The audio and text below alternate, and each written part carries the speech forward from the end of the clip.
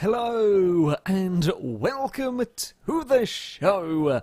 Now, our track day beasts have been gradually getting closer to beating the Datsun. Today, I am using something a little bit different. We may make progress forwards, we may take a couple of steps backwards, because I'm not quite sure how the Focus RS is going to fare. Now, of course, we do know that it has got a pretty damn great chassis to begin with. It is all-wheel drive, fairly short wheelbase, should be quite nice and agile, will be potentially getting a lot of power. The downsides, well, it's not going to have as big a tyres as we've seen from some of the cars, mainly the Viper and the Porsche, of course, but all-wheel drive might negate some of that. We may be a little bit heavier, we may see some understeer from the... I'm not sure at all how this car is going to go, but it could be very, very quick. It might not work, but yeah, it could be potentially very, very fast indeed. I also do seem to remember it has quite a lot of downforce as well, like from standard, so adding on Forza Aero and so on should be a fair chunk more added on as well, which is nice. The tyres, of course, we are forced to run the sport tyres. The cars must remain road legal for this series. It will get some 265s at the front. That's not too terrible. Yeah, 265's rears. They're a lot tinier than we've seen on previous cars, but of course we do have all-wheel drive, which will help us with the traction out of the corners. Now, I am going to go and do all of the handling parts here first, because we're going to want all of these. There's no question. The weight limit probably not going to affect this car. Truth be told, it is, I say it's a bit heavy to begin with. It's 3,400 pounds. We're not going to get 1,000 pounds out of weight in the car. Also, the rear brakes look piddly. This is going to have going on 1,000 horsepower, I believe, with the engine we'll put in it. I think I would want some, I know most of the braking is done at the front, but still, I'd want some more sizable brakes on the back there. It would be quite nice. Alright, weight reduction is an important part. We're down to 2,900 pounds, which is... it's not too bad, but it could be better. Now, engine-wise, okay, standard engine is good enough, don't get me wrong. However, we do have some V8 options, a 6.2 litre V8. Now, there is also the 3 litre V8 racing engine. Now, this is considerably lighter than the 6.2. I was planning on just sticking the 6.2 in. I know this will get to 1,000 horsepower. Now, I don't think this gets anywhere near as much power. However, maybe going for lightness might not be a bad idea with the Focus. Come to think of it, let's see how much power the V8 racing engine can get out of it. Now, of course, we will put some turbos on the car. We will have 2 of them, in fact. It will raise the weight up a little bit. However, when we go to the kind of upgrading of the engine parts, we will hopefully get some weight back out of it. We are still fair way over the weight, or the minimum weight of the cars. Power-wise, we are creeping up here, up towards 700 horsepower. With the big old turbos, I say big old turbos, it's 734 horsepower. Kind of okay, so that's restricted, so I can homologate. I don't know where that homologation plate would come in. That's a strange one. It's kind of, it's going to either be 700 horsepower at 2,700 pounds or 1,000 horsepower at a bit more. I think we're going to be better off with the other engine, if I am honest here. As much as the V8 racing engine is good and everything, I can probably get a fair chunk of weight off of this, and well, I can get more weight off of this engine. We can probably get it down to a more comparable level, or a fairly similar level, and be considerably more powerful.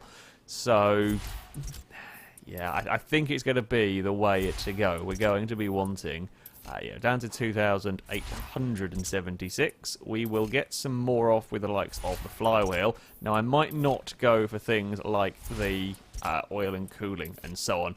We'll see how much power they add, and then I will make a decision based on that one. PI-wise, we are going to be considerably higher with this car. In fact, the charts are, well, yeah, it's all off the scale, basically, for the Ford. And PI-wise, we are pretty high up. Now, we can have these bits. They add some 46 horsepower, but a fair chunk of weight. What does this do? I might not bother with oil and cooling. I think that's just too much weight added on from that. Now, that's some 46 horsepower for nearly 100 pounds. Honestly, we're probably going to need more than... Well, we're going to need 1,000, but I think the advantages of the car being slightly lighter potentially might outweigh the advantages of that extra 40-odd horsepower. It's going to be the corners where we need to make up time, and the lighter car will be, I think, the better option. So, there we go. The Ford is ready to go. Don't worry, there is a livery for this car. For whatever reason, Forza's decided to not load it when I'm in the garage.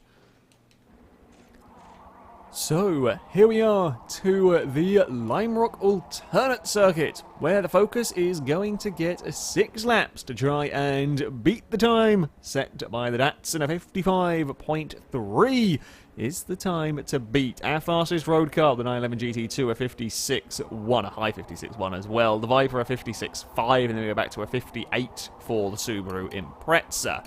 Now, can the Focus beat...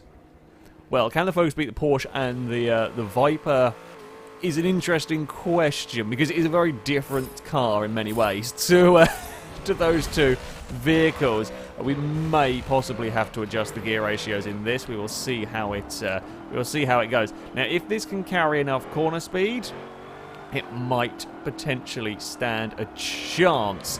We will be able to use the 1,000 horsepower in this car pretty much everywhere, hopefully everywhere anyway, with the all-wheel drive. My fear is that we're not going to have the grip of the likes of the Porsche or the Viper or the Datsun for that matter, so we can, put the power down as well as we like, but we just can't carry the lap speed. The brakes are also not quite as good as we've seen from the last couple of cars, potentially at least.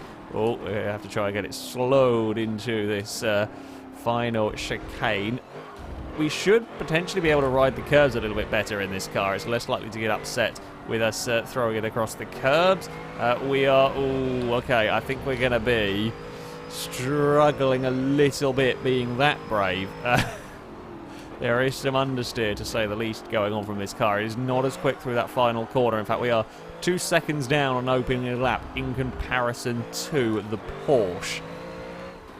I'm not sure. I mean, it wasn't the best opening lap I've ever done. However, that's a fair old chunk of time. Of course, the tyres will start to warm up as they go around. The first lap's always going to be the awkward one with some potentially cold tyres.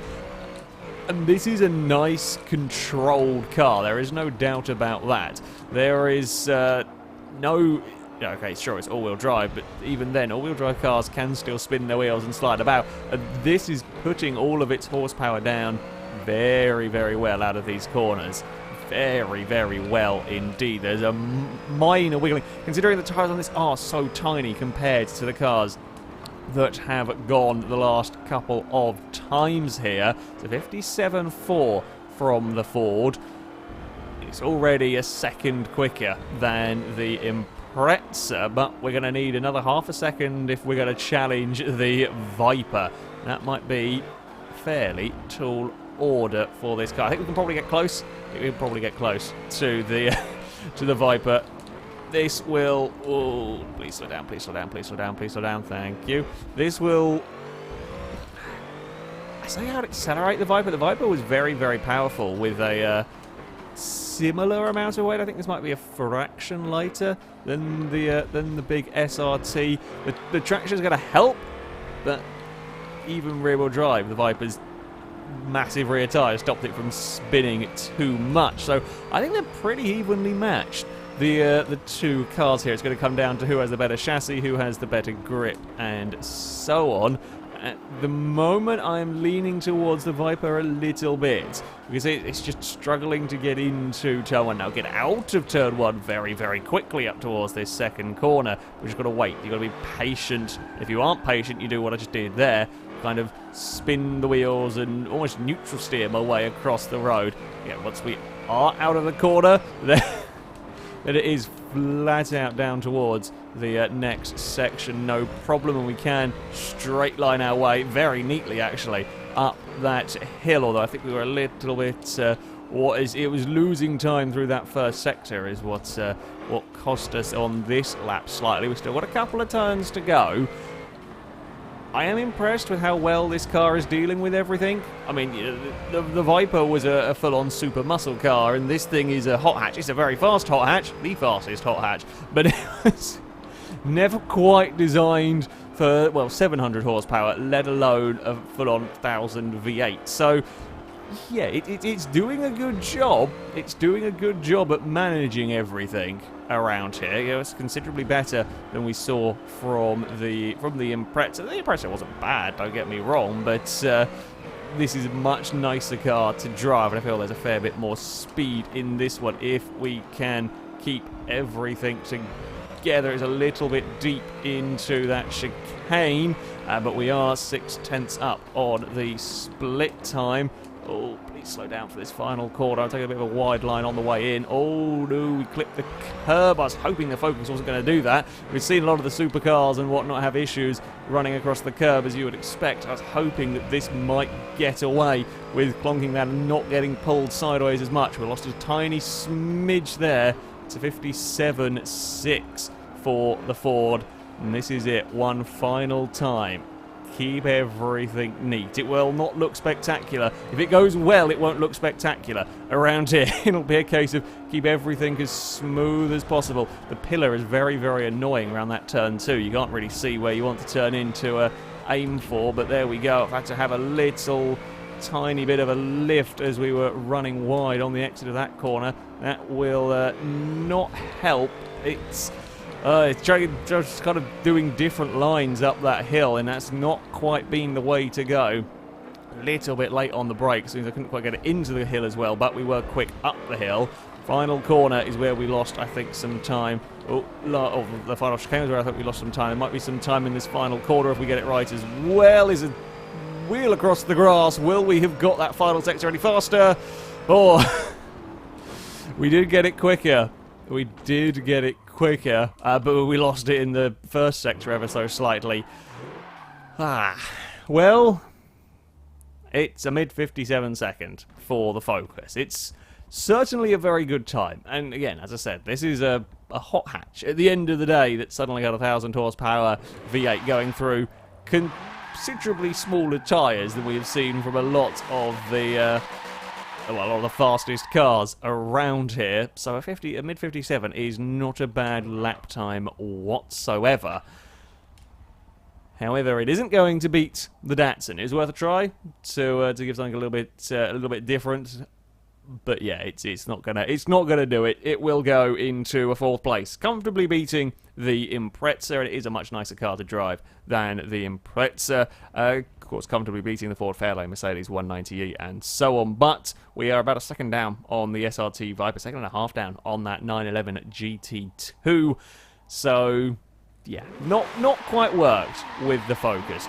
Not quite worked. But you've got to give these slightly alternate vehicles, alternate ideas a shot.